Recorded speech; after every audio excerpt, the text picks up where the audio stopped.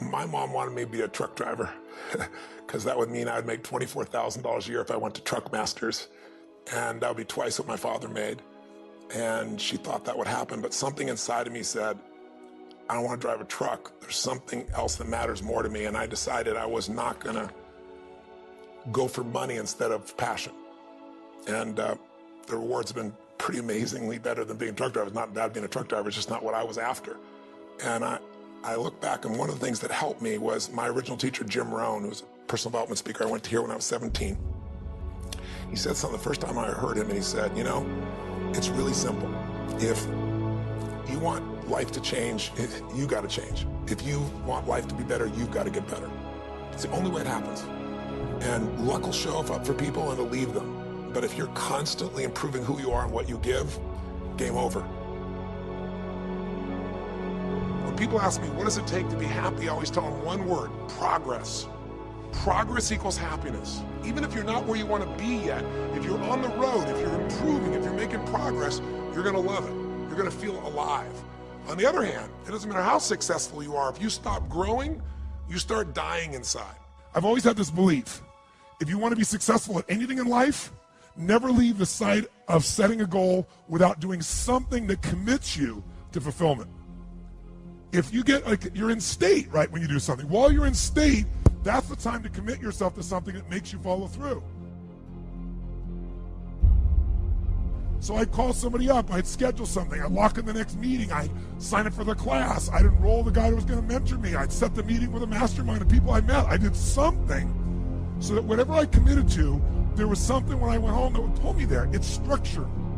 This could be the greatest time you ever live if you control what you focus on, if you find a more empowering meaning, and if you decide to model the actions of those who succeeded before you.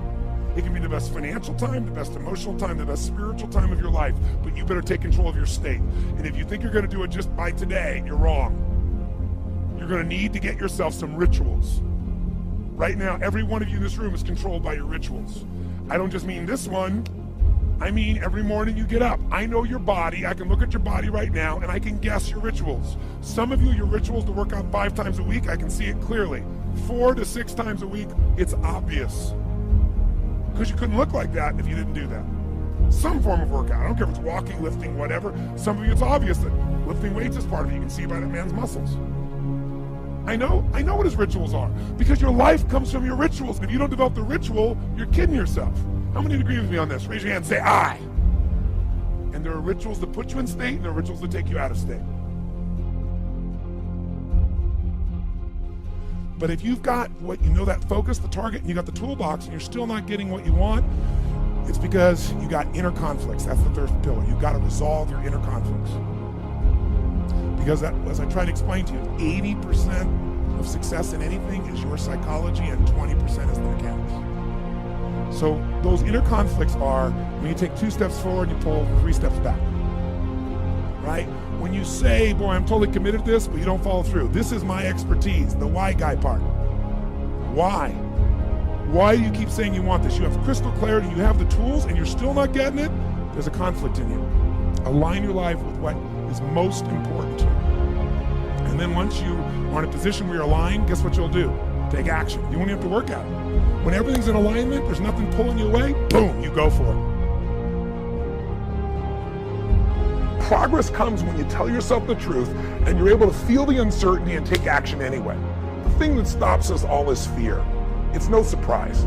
Fear of failure, fear of rejection, fear of the unknown, fear of not looking good. And that fear we could translate into the simple thing of uncertainty. Now, when you look at someone who's incredibly successful, you look at someone who's truly a leader in their life or in their field, the one thing they have in common is they exude this sense of certainty. Now, where's that come from? Is it inborn?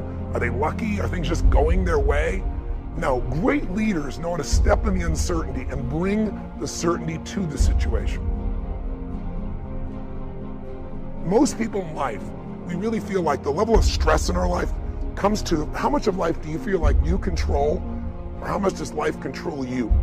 Do you tend to control more of what's going on, or events controlling you? It's very easy to have those events start to take control unless we take control of what's between our ears, our own mind. You see, what you and I focus on massively affects how we feel, whether we're thriving or surviving. If you focus on what you can't control, If you focus on the past, if you focus on what's missing from your life constantly, that pattern of focus will make you frustrated, overwhelmed, depressed. It won't even matter if you're taking antidepressants. If you keep focusing on what you can't control, what's missing from your life, you're going to feel depressed still. You can take as many antidepressants as you want. Focus equals power. If you want to thrive, you got to focus on what you can control. You got to focus on the difference you can make. You got to focus on what's already in your life that you're grateful for. So you got to find a story that's going to empower you to act. A story that's going to get you to find the breakthrough. Because otherwise, with a lousy story, you'll never find the strategy, or you'll come up with a reason why it's too expensive, you can't get there, you can't access it, or you'll even get the strategy and then half-assed apply it just so you can reward your story that says it doesn't work because I tried it. Resourcefulness is the ultimate resource. And if you don't have what you want, stop telling yourself the story because you don't have the money, you don't have the time. That's bullshit. It's because you haven't committed yourself where you would burn your boats. If you want to take the fucking island, burn your fucking boats. And you will take the island because people, when they're going to either die or succeed, tend to succeed. But most of us give ourselves a way out, and that's why we don't have what we want. I was thinking about where this journey began for me, my desire to serve. Every day before I get on stage, I do this thing to whip myself into a peak state, and then my last words are, use me, Lord. That's my prayer. And every day my goal is to be a blessing in people's lives. Just do more, give more, share more, create more. What you need will be there. It's like air. You don't stop to think about when you take a breath whether it'll be there or not. It's always going to be there. Yeah. You just got to do your part.